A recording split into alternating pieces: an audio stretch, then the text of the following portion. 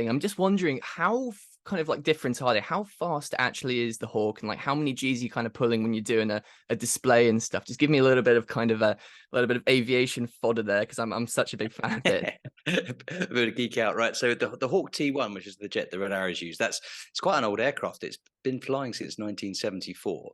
It entered service in 76, and the Red Arrows actually took delivery of it in 1979. So it's the same age as me.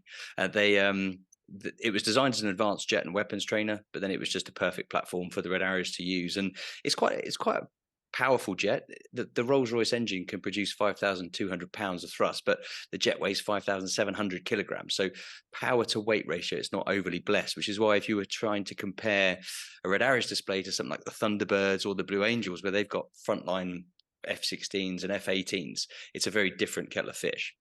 But it's a training aircraft. It's brilliant for display flying. It can go up to 48,000 feet. It can go at sea level. It goes to about 620 miles an hour. You can actually go supersonic in it. So you can go faster than the speed of sound. It's cleared to Mach 1.2. Yeah. So it can go 1.2 times the speed of sound. But to achieve that in a Hawk, you have to climb up to 48,000 feet, roll on your back, pull down to exactly vertical at full power. And you're going down, falling out the sky very, very, very rapidly. And then the only way you know you're going supersonic in a Hawk is the speedometer goes above Mach 1. And that's the only way you know, really. So it's good. It's cleared to pull 8G, and it can actually push. So negative G, it can push minus 3.5 G.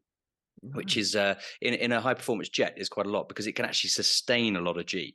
Instantaneous G isn't a problem for the human body. After about 2 seconds is when the blood sort of goes out of your vital organs. So when you're sustaining G, that's when it becomes a problem. The aircraft I was flying after I left the Red Arrows was called an Extra 300, and that was a carbon fiber aerobatic propeller driven aeroplane, and that could pull in the blades. Yeah, that could pull 10 G.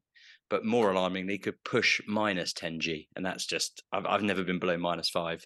And I'm not sure I really want to. Yeah.